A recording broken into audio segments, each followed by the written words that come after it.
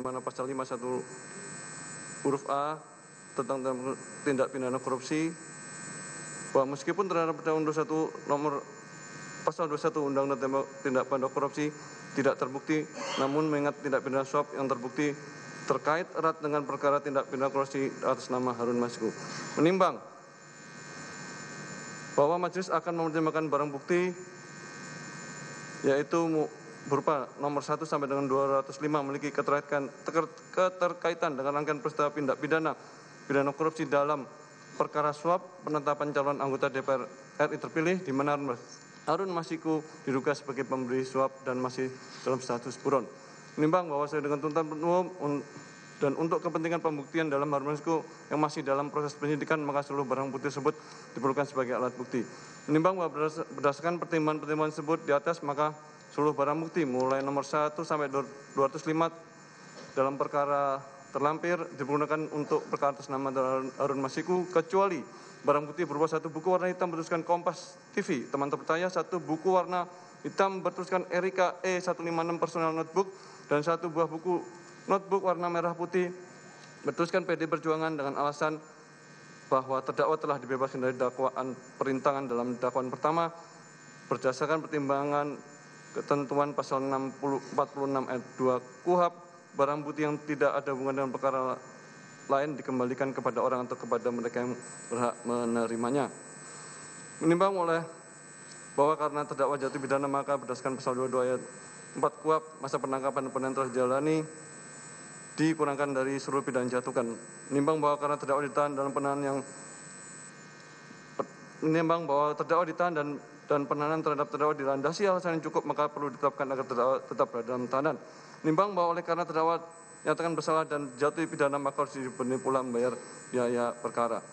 Menimbang bahwa dalam persidangan ini majelis telah menerima masukan substansif melalui amicus curiae dari tokoh-tokoh termuka, termasuk Romo Frans Magnis Suseno sebagai filsuf dan pemikir konstitusional, mantan Jaksa Agung Marzuki Darusman, serta 22 akademisi dan praktisi hukum lainnya yang memberikan perspektif mendalam tentang aspek yuridis, filosofis, dan konstitusional dalam perkara ini, yang merupakan manifestasi penting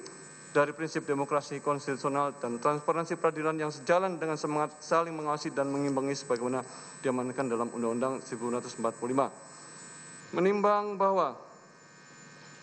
amicus curiae telah mengangkat permasalahan substantif dalam perspektif sosio-legal yang memerlukan perhatian serius dari majelis, khususnya tentang kekhawatiran tentang kemungkinan politically motivated prosecution, timing dan motivasi penuntutan yang dapat mempengaruhi persepsi keadilan, pentingnya menjaga independensi peradilan dari tekanan politik, kompleksitas hukum pidana dalam perkara korupsi, serta dampak putusan terhadap kepercayaan publik dan kelangsungan demokrasi di Indonesia yang menunjukkan kepedulian mendalam terhadap supremasi hukum dan demokrasi konstitusional.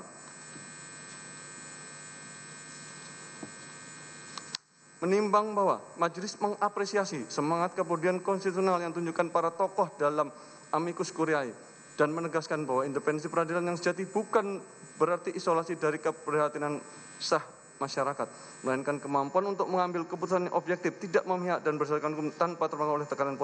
politik, kepentingan golongan atau motivasi di luar pencarian kebenaran dan keadilan, di mana majelis telah menerapkan prinsip dalam keraguan menguntungkan terdakwa tidak hanya terhadap fakta-fakta substantif, tapi juga terhadap aspek-aspek prosedural. Menimbang bahwa dalam memeriksa perkara ini majelis telah menerapkan standar analisis yang ketat terhadap setiap dakwaan, di mana dakwaan 1 mengenai kepentingan perintangan penyidikan, majelis telah melakukan analisis dalam terhadap karakteristik delik material versus delik formil, aspek temporal yang berkaitan dengan perbedaan antara penyelidikan dan penyidikan, serta persyaratan ketat konkret dalam delik material yang pada akhirnya berkontribusi pada keputusan majelis untuk membebaskan terdakwa dari dakwaan tersebut karena tidak terpenuhi unsur-unsur secara temporal dan material. Menimbang bahwa sebaliknya, keputusan majelis untuk menyatakan terdakwa terbukti bersalah dalam dakwaan gudang suap didasarkan pada terpenuhi seluruh unsur dakwaan secara sah dan melalui minimal 2 alat bukti yang valid dan keyakinan majelis yang diperoleh melalui proses pemeriksaan yang objektif dan komprehensif, di mana majelis menganalisis secara komprehensif unsur-unsur penyertaan kualitas alat bukti komunikasi elektronik dan standar pembuktian kesengajaan dalam konteks tindak pidana korupsi yang menunjukkan bahwa majelis benar-benar independen dan objektif dalam menilai setiap aspek perkara tanpa terpengaruh oleh tekanan dan opini dari pihak manapun. Menimbang bahwa Majelis menyampaikan penghargaan mendalam atas kontribusi substantif yang telah diberikan melalui amicus curiae dan menegaskan bahwa seluruh masukan tersebut telah menjadi pertimbangan integral dalam proses pengambilan keputusan, bukan sekedar sebagai referensi tambahan, melainkan sebagai masukan penting untuk memastikan bahwa putusan yang dijatuhkan benar-benar mencerminkan nilai keadilan konstitusional, keadilan prosedural, dan kesetaraan substantif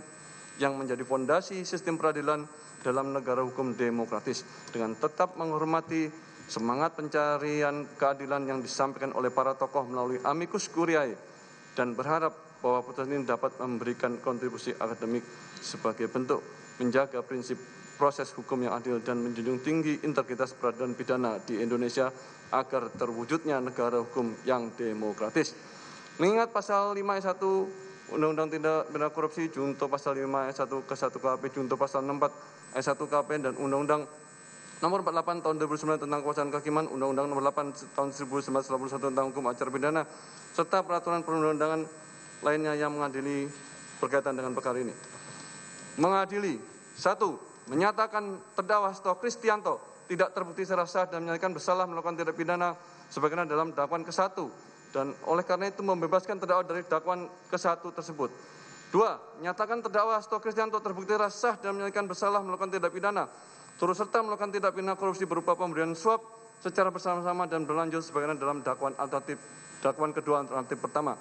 Menjatuhkan pidana kepada terdakwa Hasto Kristianto dengan pidana penjara selama 3 tahun dan 6 bulan dengan pidana denda sebesar 250 juta dengan ketentuan apabila denda tersebut tidak dibayar diganti dengan pidana kurungan selama 3 bulan. Menetapkan masa penangkapan dan penahanan telah jadi terdakwa dikurangkan pidana yang dijatuhkan, menetapkan terdakwa tetap ditahan, menetapkan barang bukti dari nomor 1 sampai 205 digunakan dalam perkara atas nama terdakwa Harun Masiku kecuali 1 buah buku warna hitam bertuliskan Kompas, 1 buku warna hitam bertuliskan Erika E156 personal notebook,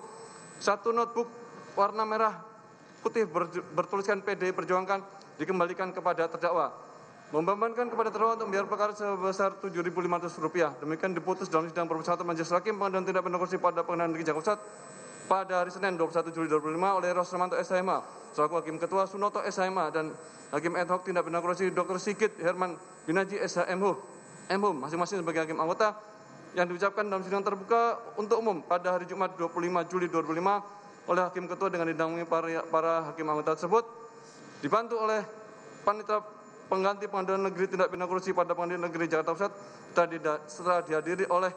penuntut umum pada Komisi Pemberantasan Korupsi dan terdakwa didampingi dengan para penasihat hukumnya. Demikian putusan yang dijatuhkan Majelis Hakim. Atas putusan ini saudara terdakwa mempunyai hak: 1. Menerima putusan, 2. Menolak dengan mengajukan upaya hukum, 3. Berpikir pada waktu 7 hari. Apabila tidak menentukan sikap dalam 7 hari, dianggap menerima putusan. Ketentuan yang sama berlaku juga untuk penuntut umum. Dengan berakhirnya pembacaan putusan ini, maka kewajiban Majelis Hakim untuk memeriksa dan mengadili perkara ini telah selesai. Dengan demikian sidang nyatakan ditutup.